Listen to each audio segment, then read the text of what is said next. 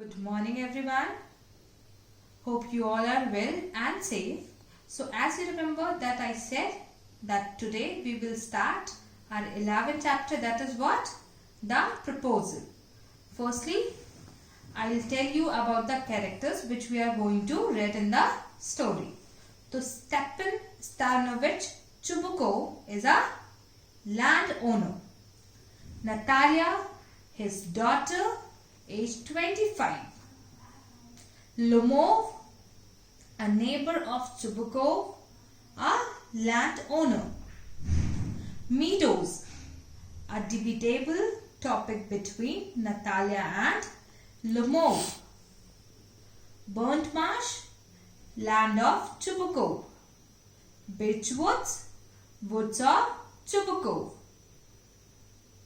Nastasia Mikhailovna, younger aunt of Lomov. Guess, dog of Lomov. Mironov, a person from whom dog Guess was purchased. Squeezer, dog of Chubukov. So now we are going to read the chapter in brief, and after it I will let you know the summary of the chapter, or I will summarize the chapter. Okay, so listen it properly. Arrival of Lomov with some proposal. Chubukov is sitting in his drawing room. There enters Ivan Vasilyevich Lomov. He is well dressed. So Chubukov rises to greet him. He has come to request him for something. Chubukov thinks that he will ask for some money, but Lomov does not answer him clearly.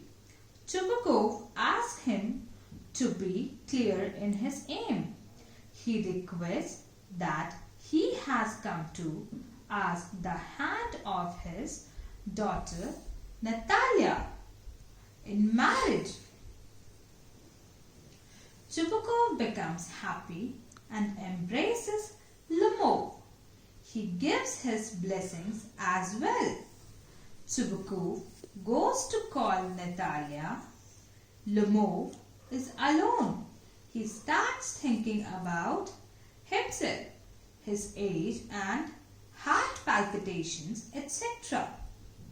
Now it's the arrival of Natalia and her discussion with Lomov. Natalia arrives and both have a discussion. Lomov is excited and he tells that he has made up his mind to ask her to hear him out in brief. He tells that Lomov and the Chubukov have remained friendly. His oxen meadows touch her birchwoods. Immediately, Natalia interferes that they have been the owners of the oxen meadows. Lomov points out that they have been his and are in between the birchwoods and the burnt marsh. Now it is going to be the debate over oxen meadows. Ivan tells that she is mistaken over. She can see from the documents that oxen meadows remain the subjects of dispute once, but everyone knows that these belong to Lomov now. She must know that his aunt's grandmother gave the free use of these meadows to the peasants who belonged to her. Natalia's father's grandfather, on the condition that they were to prepare bricks for the aunt. Those peasants went on using it for the last 40 years and became habitual to call them their own. But Natalia calls it a silly idea. Lomo tells that he can show the documents. Natalia's viewpoint or Natalia's point of view is what? Natalia tells that they have been using the land for nearly 300 years. She cannot believe his story. These meadows are worth perhaps 300 rubles, and she will not tolerate this unfairness. She tells that she cannot understand about aunt's grandfather and grandmother, but the meadows belong to Chubukovs. She will not give anything of her. Lomo tells that he is acting on principle. If she likes, he can present them. Natalia tells that she can make a present of them herself. She has thought them a good neighbor and a fine friend. But he has been behaving as if they are gypsies. Lomo tells that he is not a land grabber. He will never allow anyone to blame like this, but oxen meadows are his. Thus, there starts a heated debate between the two. There is much noise. Arrival of Chubukov on his views. Hearing their noise, Chubukov enters and asks why they have been shouting. Natalia asks her father to tell Lomo that the oxen meadows belong to them. Lomo requests him to be a reasonable man. These meadows are given by his aunt's grandmother for the temporary and free use of his grandfather's peasants. Whose grandfather's peasants? Chubukov's grandfather's peasants. They have been using for the last 40 years and become accustomed to call them their own. Chubukov did not agree, but he pointed out that the meadows were in dispute. Lomo told that he could prove that these were his, calling him dear one. Chubukov told that he could even give up the meadows to the peasants than to him. Than to whom? Than to Lomov. Lomov pointed out that he, who is he? Chubukov had no right to give away somebody else's property. Chubukov requested him to speak politely and calmly. These words enraged Lomov, and he told that he was not fool to call his land theirs. He called him a grabber.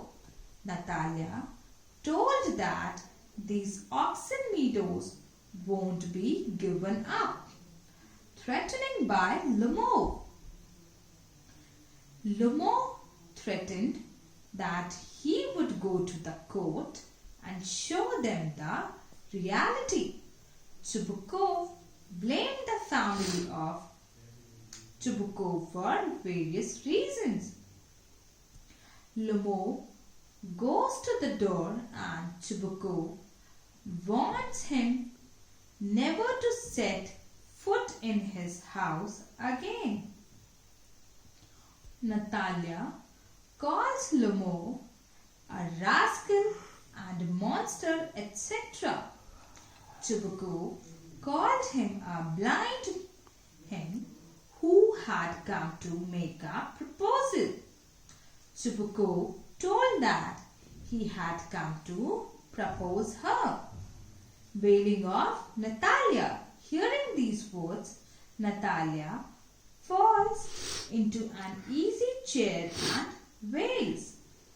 She calls to bring Lomo back immediately, since she is dying.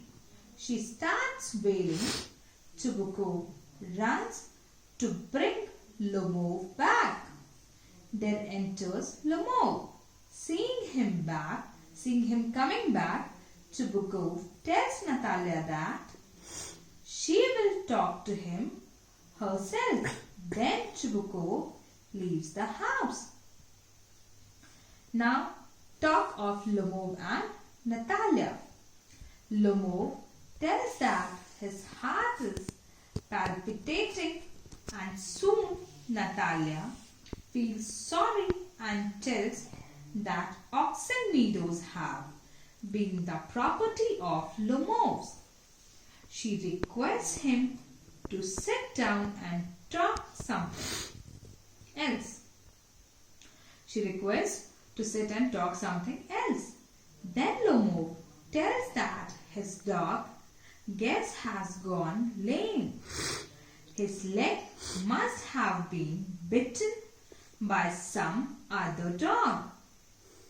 He purchased it for 125 rubles from Mironov.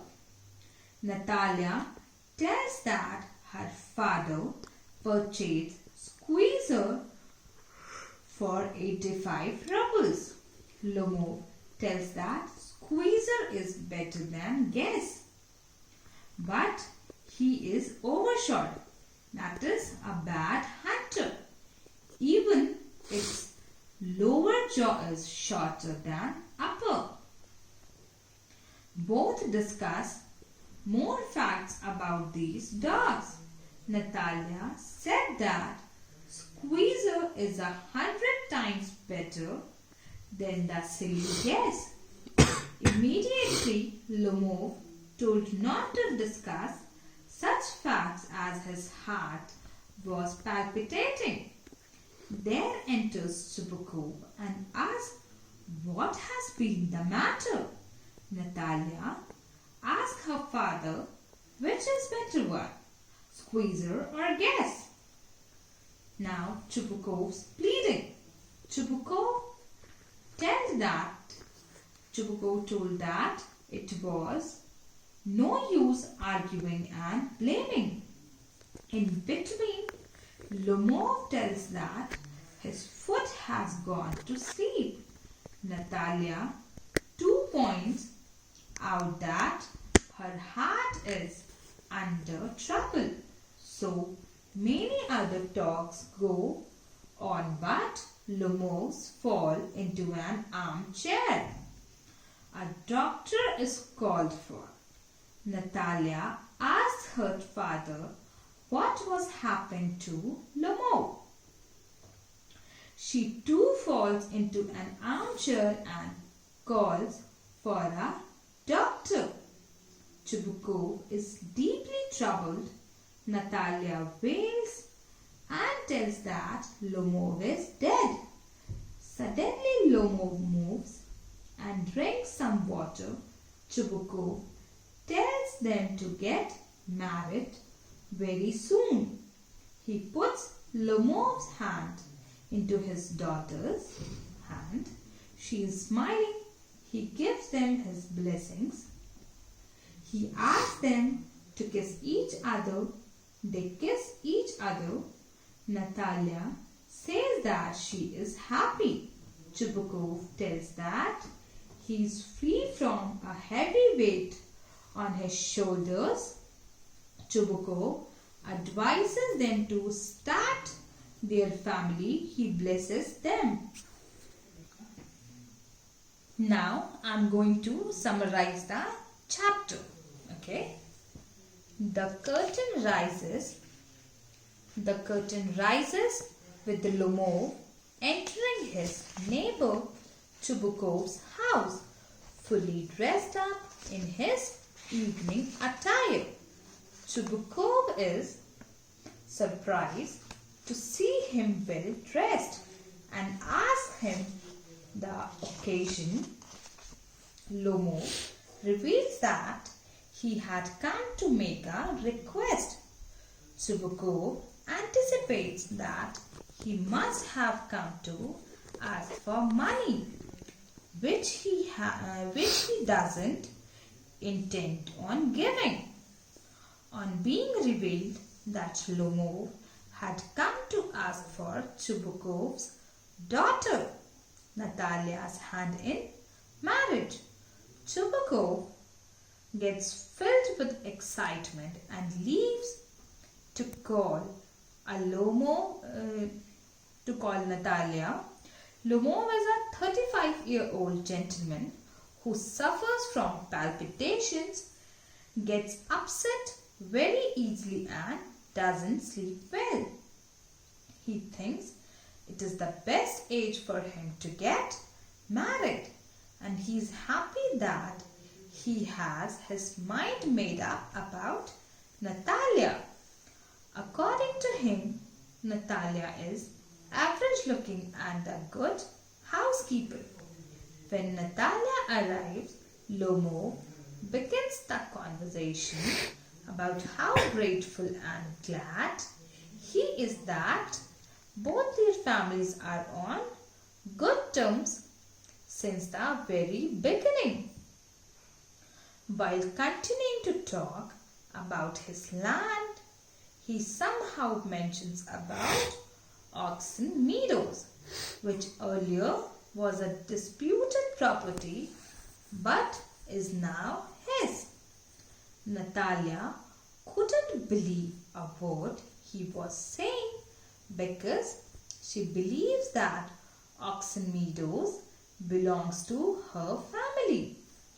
Both of them enter into a heated discussion and act childishly when Chubukov enters, just to get the conversation more heated.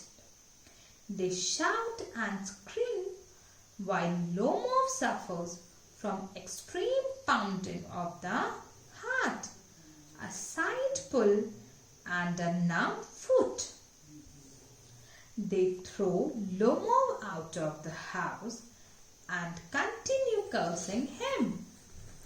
While speaking ill of him, Chubukov unintentionally reveals that he had come with a marriage proposal for Natalia, which surprises Natalia and she immediately regrets sending him out.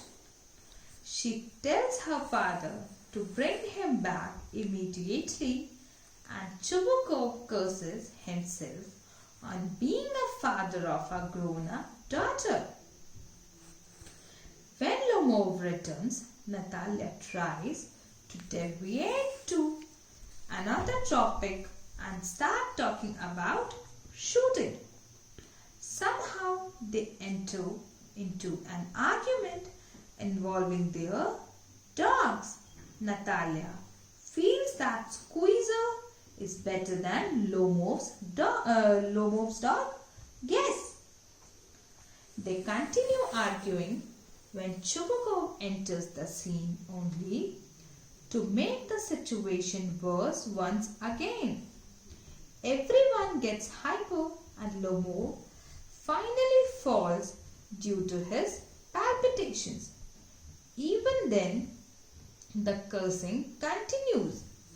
When suddenly Natalia notices that he is unconscious, they try to get water down his throat but end up getting unsuccessful and declare him dead. It is only when Lomov moves a little bit they feed him some water and Chubukov forcefully hands over Natalia's hands to him, gives his blessings and asks them to kiss. Lomov, still not fully conscious, doesn't understand what is going on. When he finally comes to his senses, he expresses his excitement and kisses Natalia's hand. Natalia, being childish as she is, manipulates him into accepting that Squeezer is better than Guess. But Lomov, being adamant as he is, refuses to accept it. Thus, once again, the quarreling continues. Like this, I just summarize the chapter, and on tomorrow we will continue the line-wise explanation of the chapter. So don't get panicked that if you are getting confused or if you are having any problem. We will start the line-wise explanation of the chapter from tomorrow, and from now you can read it, and if you have any confusion you could ask to me. Okay, thank you class. Stay home, stay safe.